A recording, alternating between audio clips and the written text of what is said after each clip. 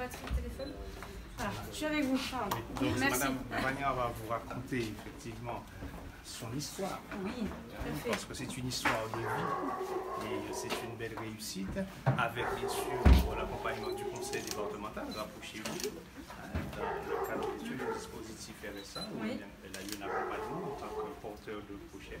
Voilà, sur le territoire de la montagne. Nous avons des permanences régulières tenues par madame au sein de la mairie avec le conseil départemental. Nous recevons et reçoit les porteurs de projet. Nous les accompagnons et madame Lavania est l'une des personnes qui aujourd'hui brille un peu, voilà, parce que ce n'est pas la première fois qu'elle est mise à l'honneur par sa ténacité, sa persévérance et, voilà, et sa réussite. C'est parfait. Vous pouvez nous raconter un petit peu de ce parcours, ce beau parcours. J'étais bénéficiaire de RSA à une période de chômage. J'ai été contactée par le conseil départemental pour un contrat de réinsertion. Oui. Je leur ai proposé mon projet. Et c'est de là tout a démarré avec les formations et tout ce qui s'ensuit. Et j'ai été accompagnée par Madame Vilova. Au moment, j'ai voulu abandonner parce que c'était vraiment... C'est le moment où il y a des bas et des hauts. Hein, voilà, j'avais peur, je me dis me lancer, mais bon... Qu'est-ce que ça va me rapporter? J'ai dit, bon, je tente. Et voilà, depuis 2015, j'ai créé mon entreprise et maintenant je suis bien assise. Bien assise. La pignon sur rue. Vous pouvez dire, vous pouvez être fière de vous? Oui, très fière. Très, très, très fière. Surtout de mes enfants qui ce sont mes soutiens. Vous devez être fière de vous aussi. Ah oui, très bien. Parfait. Ils sont là ou ils sont à l'école? La plus grande qui est là et les autres... Est-ce que tu peux nous parler de ton activité, de ce que tu fais? Qu'est-ce que vous faites de beau, votre activité? D'abord, comment est né le projet? C'était une envie, c'était un désir? Je suis sûre que si c'est fait ça, ça va marcher? Je suis née dedans. Depuis ma grand-mère, ma tante d'enfance, je suis née dedans. Donc, c'est quelque chose que j'ai toujours aimé. Ensuite, j'ai été au CFA, préparé mon BEP. En fait, j'ai préparé un CAP peintre en bâtiment. Je n'étais pas trop intéressée, donc j'ai dû me reconvertir dans le domaine que j'ai été élevée dedans. J'ai préparé un CAP pâtissier glacé, confiseur chocolatier que j'ai eu. Ensuite, j'ai travaillé à plusieurs endroits, à plusieurs entreprises. Bon, j'ai dit, bon, travailler comme ça. Donc, j'ai retenté une formation, j'ai préparé un BEP hôtellerie-restauration que j'ai eu aussi. Et donc, je me suis dit, avec 2 diplômes dans le métier de la bouche, pourquoi rester comme ça? Et c'est de là est venue l'idée de monter mon entreprise que j'ai présentée au conseil départemental qui m'a soutenue et accompagnée financièrement. Comme quoi, toujours les premiers projets sont toujours les bons. Voilà. Les premières intentions, parfois on se dit, et on vous oriente sur autre chose. Puis, naturellement, le naturel revient au galop et on repart sur son projet initial. C'est ce qu'il faut retenir aussi. Bien sûr, par rapport à vos enfants, je ne sais pas après si vous avez eu ce regard du coup sur la formation qu'ils veulent faire ou qu'ils voudraient faire. Souvent on a tendance un petit peu à orienter leur projet en fonction de nos désirs, mais on ne prend pas en compte le besoin. C'est important. Et récemment, le conseil départemental m'a remis un trophée de l'insertion. J'avais mis de l'autre côté. Oui.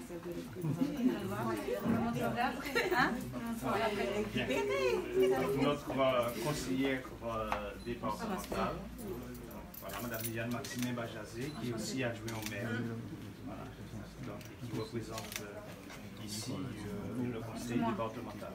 C'est mon trophée remis par Mme Borel-Saint. Oui, présidente. Vous pouvez être fière de vous? Très fière, très fière. J'ai eu mon projet abouti et... Combien de temps ça prend? Déjà au moment où on commence à se dire, est-ce que c'est facile d'évoquer un projet? Parce que parfois c'est des projets, on se dit, oh les gens qu'est-ce qu'ils vont en penser? C'est peut-être moi qui suis un peu farfelu, ça va pas marcher. Comment ça se passe? Déjà dans la tête et puis après concrètement? J'ai fait comme une folle. J'ai dit, c'est-à-dire j'ai dit, il faut que... J'ai été voir Mme Vilova, elle m'a dit, mademoiselle, qu'est-ce que... Vous avez envie de faire? Voilà, qu'est-ce que vous avez envie de faire? Et on a en discuté, je lui ai montré mes diplômes et tout, et je lui ai montré mon projet.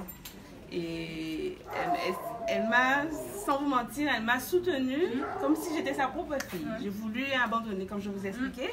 Elle m'a dit non, Non, je suis Pourquoi là vous avec auriez toi. voulu... C'était quoi qui, à un moment donné, qui vous a dit j'abandonne?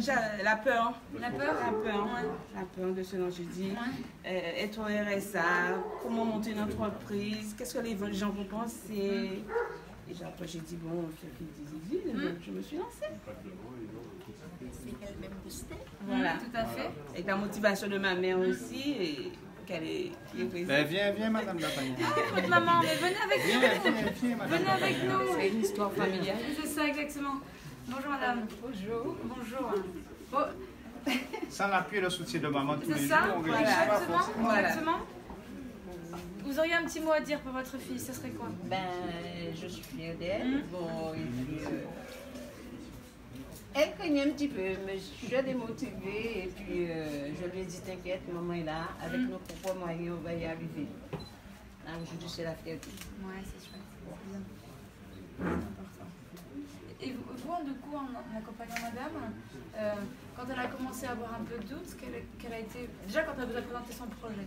Alors, quand elle a présenté le projet, je lui ai demandé de mûrir le projet, Oui. puisqu'on s'est vu en décembre 2012. Puis, on s'est vu en mars 2013, parce que j'ai pas voulu laisser trop de temps passer pour voir si, effectivement, le projet était mûr, si elle hésitait, si elle avait toujours des craintes. Donc, elle n'avait plus de crainte. Donc, j'ai pu la faire intégrer une formation collective qui était financée par le conseil départemental, une sensibilisation à la création d'activités qui a duré 6 mois. Elle a effectivement vraiment validé à ce moment son projet. Donc elle m'a dit, bon, je me lance, je continue dans ma traversée. Donc ensuite, on a mis en place une autre formation, d'hygiène et sécurité, puisqu'elle est traiteur. Donc il faut absolument cette formation. Et ensuite, elle a été aidée pour tout ce qui est l'aspect, le business plan, par un consultant, toujours financé par le conseil départemental, qui a effectivement validé en définitive son projet en 2015. Et à ce moment-là, elle a pu bénéficier d'un dispositif APRO, aide personnalité de retour à l'emploi, qui existait et dont nous avons pu faire bénéficier beaucoup d'allocataires du RSA, dont Mme Davania, qui a lancé son entreprise. Et après 4 ans, on peut être fier effectivement de son parcours. Voilà. Ça prouve que c'était un projet viable. C'était un projet viable Exactement. et il fallait le déterminer, il ne fallait pas avoir peur. Tout à Donc, fait. voilà. Et du coup, votre activité, vous la menez en fonction des prestations qu'on vous demande de faire, en fonction... vous avez déjà des clients un petit peu? Comment ça se passe par rapport à votre activité? Oui, je travaille avec tout le monde. Les collectivités, les faits, les mairies, tout le monde, monsieur tout le monde. Comment est-ce que les gens vous connaissent? Vous avez fait de la Bouche-à-oreille, j'ai ma page Facebook, je fais ma pub de bouche-à-oreille. Et puis ça ça fonctionne. Voilà. C'est parfait. C'est parfait. En tout cas, je ne regrette pas. Non, c'est un beau projet. C'est la persévérance. Les nuits blanches et tout ça. Oui, mais c'est toujours angoissant, vous savez, quand on se lance, on se dit... vous savez, moi j'ai souvent une petite phrase qui dit sortir de sa zone de confort. Tout à fait. C'est pas évident. On est bien, on est en sécurité, même si on est au RSA, etc. Parfois, pourquoi je mettrais un pied dehors? Voilà, c'est ça le problème. Au départ, c'est ce qu'on se dit. Mais il suffit de mettre le pied dehors. Quelle richesse ça apporte. C'est vrai que, au fur et à mesure qu'on fait des pas, on avance, on sort de cette zone-là, et puis on en trouve une autre zone de confort, et on continue à avancer. Et puis après, si ça n'avait pas marché, vous auriez toujours tiré d'une expérience quelque chose. Voilà, c'est ce que je me suis dit. Et puis vous auriez peut-être regretté si vous ne l'ayez pas fait. C'est ça qu'il faut se dire. Cette expérience est bonne à vivre. Tout à fait. C'est une bonne expérience, en tout cas. C'est chouette. Et félicitations en tout cas. Merci beaucoup. Un beau projet et qui aboutit, et sur lequel parfois il faut prendre du temps, et ça permet aussi, vous savez, à nos concitoyens d'entendre que des projets, ça ne se fait pas en claquement de doigts. Il y a aussi une démarche, il y a une réflexion, il y a à mûrir un projet, se l'approprier aussi, à la température auprès le plus important, c'est le temps de réflexion, parce qu'on se dit se lancer. Il y a tout le contexte autour, la crainte, il y a plein de choses autour, et il suffit de passer et ça va. Bien accompagné. Voilà, d'être bien accompagné, ça va. Et est-ce que du coup, depuis que vous avez reçu le trophée, depuis que les Guadeloupéens et Guadeloupéennes connaissent votre projet et votre histoire, est-ce qu'il y a des gens qui du coup se disent pourquoi pas moi? Ça peut être aussi un peu l'exemple, et du coup de pouvoir... Est-ce qu'il y a des gens qui sont venus voir en disant comment t'as fait? Vous posez la question du projet. Même le jour de la remise des prix, j'ai eu quelques bénéficiaires du RSA qui m'ont posé la question, quel accompagnement que j'ai eu. C'était ça justement cette manifestation. C'était justement pour mettre à l'honneur ces bénéficiaires qui veulent sortir de la précarité. Parce que le RSA, s'il a un filet de sécurité pour sortir de la grande précarité, il faut quand même s'insérer dans le professionnel et dans la société. Donc c'était ça, mettre à l'honneur les bénéficiaires du RSA qui ont le courage d'aller de l'avant, le courage de l'effort. Montrer que c'est capable. Montrer que c'est capable. Oui, que c'est possible. Et je vais encore dire, bien accompagné par le conseil départemental, il n'y a pas moyen qu'on ne réussisse pas. Tout à fait. C'est pour ça que vous savez, nous allons peut-être très rapidement contractualiser. Avec des financements de l'État justement supplémentaires pour l'accompagnement, etc. C'est l'engagement de Monsieur le Président. C'est exactement. J'y étais moi, comme Monsieur le Président a dit, à l'Élysée, où il s'est engagé de recentraliser le RSA. Tout à fait. Et comme ça a été fait en Guyane. Il y a en effet, il y a deux sujets. Il y a la question de la recentralisation du RSA. On est en train de travailler avec la présidente du département. J'étais en rendez-vous hier et on a longuement discuté. On a rediscuté encore avec la CAF dont je viens à l'instant. Et puis, il y a aussi la question, dans le cadre du plan pauvreté qui a été annoncé par le président le 13 septembre, alors on se dit encore un énième plan, sauf que cet énième plan, c'est des moyens que l'État apporte en tant que partenaire, je dirais, du département, des départements, sur lesquels on va adapter ce que le département va financer. C'est-à-dire que nous, on emmène une enveloppe et c'est le département qui va choisir ce dont il a besoin pour ses habitants. Est-ce que c'est plus de l'accompagnement, un peu de coaching sur de l'emploi? Est-ce que c'est comment est-ce qu'on accompagne de l'accueil conditionnel, de l'accueil de proximité pour le département? Ça peut être aussi la question de la prévention maternelle et infantile qui peut être financée. Ça peut être aussi des associations éducatives de rue qui vont aller travailler avec les jeunes. Et tout ça, ce sont des moyens qu'on apporte pour faire tout simple pour 2019, si l'État en est bien évidemment d'accord sur les différentes modalités de mise en œuvre, etc. Et c'est ce qui nous reste encore à définir, à travailler en tant que futur partenaire, je dirais. C'est presque 3 millions d'euros pour 2019 et presque 4,99, 4 millions, presque 5 millions jusqu'en 2022. Donc c'est quand même des sommes importantes qui sont pour les habitants chez vous, d'ici. Donc c'est ça qui est aussi important. Et c'est là où on inverse aussi ce processus, où souvent on nous dit l'État au niveau national, vous restez dans vos territoires, vous restez au niveau national. Eh bien, on inverse, d'abord je suis là, mais c'est pas que pour ça. C'est aussi parce qu'on voit notre politique, on réforme notre politique sociale et notre politique doit s'adapter à vos besoins, aux besoins des collectivités, des acteurs, et pas l'inverse. Arrêtons de faire rentrer des cases, un rond dans un carré, ça ne rentre pas. Donc, pétons les carrés, pétons les ronds et faisons travailler tout le monde ensemble. Voilà, si vous me permettez l'expression. Il en a été question dans la réunion de travail qu'on a eu ce matin avec Dominique Bus. Tout à fait. Exactement, à la conférence régionale et que je vais clôturer après notre échange.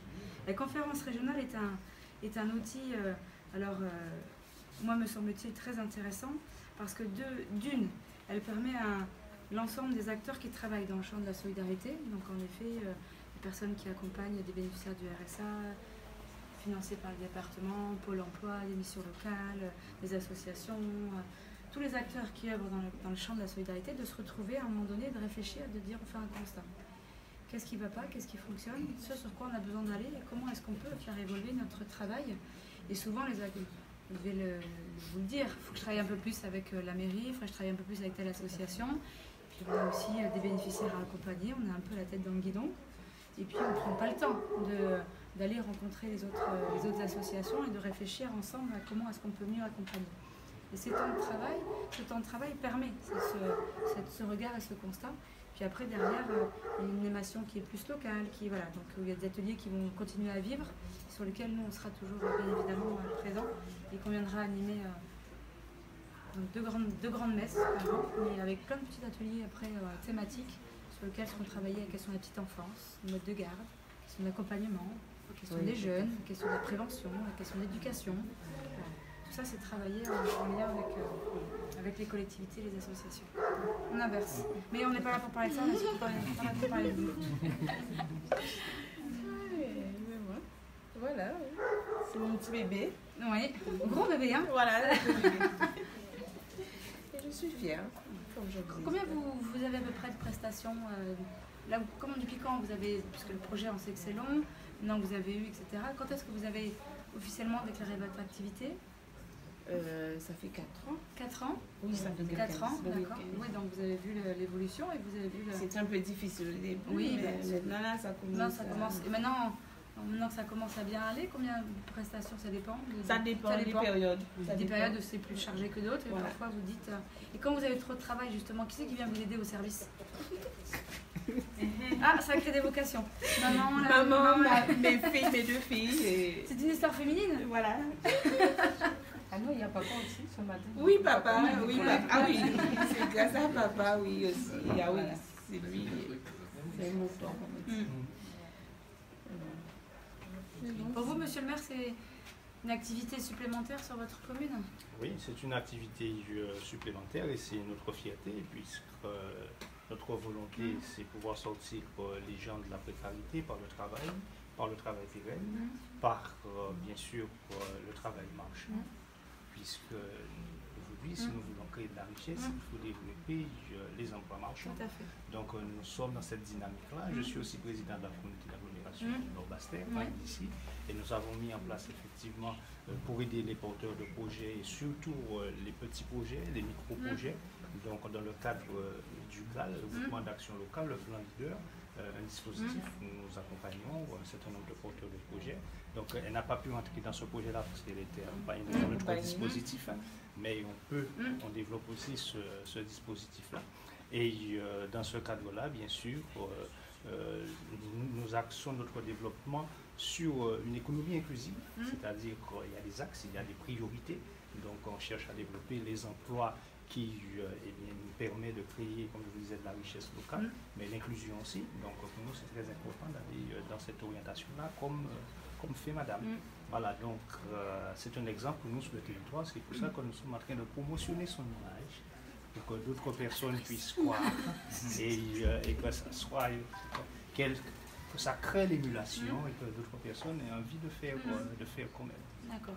Et au-delà de la remise du trophée, etc., est-ce que vous, en tant que référente sur des animations collectives, quand vous avez des bénéficiaires du RSA qui sont en réflexion, est-ce que vous faites intervenir Madame en tant que témoignage ou Maintenant, je vais y penser, tout à fait. Je faisais souvent intervenir d'autres personnes qui ont eu des parcours de réussite par rapport au biais de la formation, mais c'est vrai que maintenant, pour la création d'activité, effectivement, je vais y penser. Voilà. Je vous ai donné un Mais il y a un potentiel. Il y a un potentiel. Nous sommes un pays où quand même on a un taux de chômage très élevé, très important. Un nombre de bénéficiaires effectivement du RSA qui est très important. 40 000. Voilà, donc c'est beaucoup. Par contre, le taux de création d'entreprises en Guadeloupe est un taux élevé. Tout à fait. Bon, maintenant, il s'agit de faire vivre et de pérenniser l'activité, comme je vous disais. Donc, il y a un dynamisme, il y a des potentialités, il y a des niches qu'il faut aller chercher ces nouvelles niches-là. C'est ça qui est important. Et faire en sorte, bien sûr, que aussi derrière, eh bien, les habitudes de consommation, les habitudes de la ménagère, etc., changent peut-être un peu pour aller vers, je dirais, ces petites entreprises. Parce que bon, ça aussi c'est important. On a créé un marché chez nous justement, qui est le Festival Marché, où tu ne participes pas encore. Par contre, je serai au Salon Montéan. Tu seras au Salon Montéan. Où, voilà, c'est des moments concrets, des moments qui sont des moments festifs, qui sont des moments réguliers dans le mois. C'est une fois par mois, où effectivement, eh bien, de petites entreprises, on leur permet effectivement de rencontrer les consommateurs. Donc ça se fait pour les agrotransformateurs, ça se fait pour les artisans, ça se fait pour les agriculteurs. C'est un instant où tous les mois, ils rencontrent de proximité avec les consommateurs. Parce qu'on a toujours tendance à aller dans les lieux de consommation très prisés, qu'on connaît déjà, mais développer la petite entreprise de proximité, c'est ça qui nous permettra de combattre aussi le chômage. Bien sûr, tout à fait. Exactement, c'est l'emploi local et l'économie locale qui est après... Donc les initiatives comme celle de Mme Lavagna sont exemplaires. Et nous pouvons effectivement les mettre en lumière de façon que ça puisse motiver d'autres personnes. Et votre venue ici, c'est un moyen encore de mettre en lumière. Bien sûr, tout à fait. Dommage, il n'y a pas assez de caméras avec nous. Mais vous inquiétez pas, je continuerai à communiquer dessus, on continuera à communiquer. Mais je crois qu'il y avait aussi d'autres interventions de Mme Girardin, c'est compliqué de pouvoir tout mobiliser. Mais au-delà de la communication, c'est aussi, pour moi, mais aussi d'abord vous féliciter, c'est important. C'est important, puis féliciter aussi les porteurs, parce que vous avez été porteur de projet, mais il y a aussi les porteurs d'ambition et de cette volonté politique de pouvoir vous donner les moyens d'accompagnement qui est important. Donc le département, sur d'autres dispositifs après comme l'a expliqué M. le maire, puis aussi valoriser tout le travail qui est fait par les professionnels au quotidien, parce qu'ils font un sacré boulot. Je l'ai fait pendant quelques années. Donc c'est chouette, c'est très bien. Oui, exactement, c'est important. Donc c'est ça, et puis parce que quand on prend le temps de prendre du recul, de se tourner un peu en disant waouh, tout le chemin qui est parcouru, il faut le faire, parce que c'est important. Hein, ça valorise, ça donne de la fierté, et puis vous avez puisé en voilà, ça booste, vous avez puisé en vous ce qu'il fallait et vous l'avez trouvé, c'est chouette. Ouais. Ouais. J'étais tout à l'heure sur une épicerie sociale et solidaire des Secours catholiques et je parlais à une dame qui était bénéficiaire avant d'aide alimentaire et qui est devenue à nouveau bénévole, qui a basculé, qui a dit moi à un moment donné on m'a donné, je redonne en retour.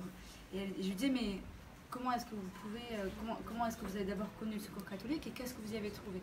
Et conclusion a été de dire, quand on avait fini notre échange, c'est que chacun a de l'énergie en soi, et parfois cette énergie en soi, quand on est tout seul, on ne la retrouve pas, on a du mal à la piocher. Et utiliser l'énergie de l'autre, tout seul, ça ne fonctionne pas. Cette synergie entre l'énergie qu'on a, l'énergie qu'on va vous aider, qu'on va vous donner, qui permet, à mon avis, me semble-t-il, c'est là où on fait de l'accompagnement, où vous êtes acteur de votre accompagnement, où la personne croit aussi en vous, même si elle débat, la preuve, on le voit bien, il débat, mais c'est amortisseur, on est toujours là, on est présent, et donc voilà, donc un grand chapeau. Merci. C'est important. Merci bien. Et donc du coup, vous préparez quoi de bon? C'est pas ça qu'on a écouté? Oui.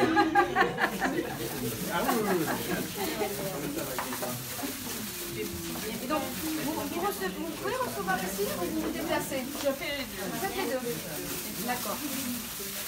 Donc quelqu'un a envie de faire une petite fête, etc. Il réserve, voilà. Il réserve et puis vous organisez. Il fait la fête aussi. Les voisins, il ne reste pas directement. Non, ça va. On va faire une animation. D'accord. Vous allez m'expliquer tout ce que vous avez préparé de bon.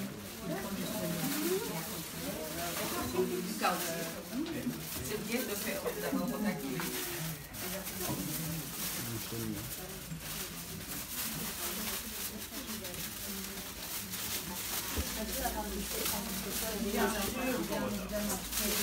Madame Damania, on va faire une photo avec tous les acteurs. Comme vous voulez. Pas de photo, que ce soit dans ce sens.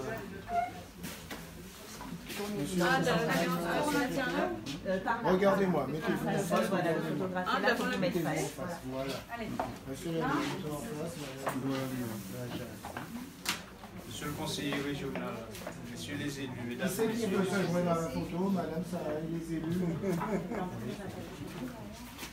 Non. Vous avez tout le monde sur la photo, vous êtes serré encore un peu. C'est bon?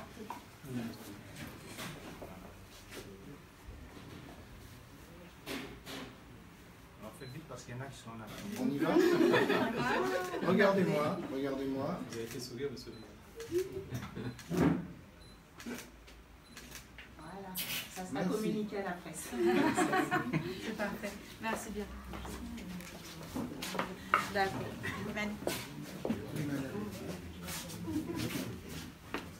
Avec toi? Oui.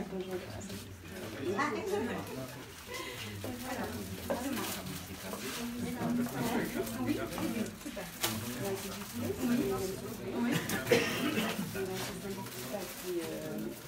Oui. Même les desserts, c'est vous qui les avez fait? Non, là, vous avez fait. Voilà. Ça, c'est quoi là? Ça, c'est des styles de normal. D'accord. Parfait.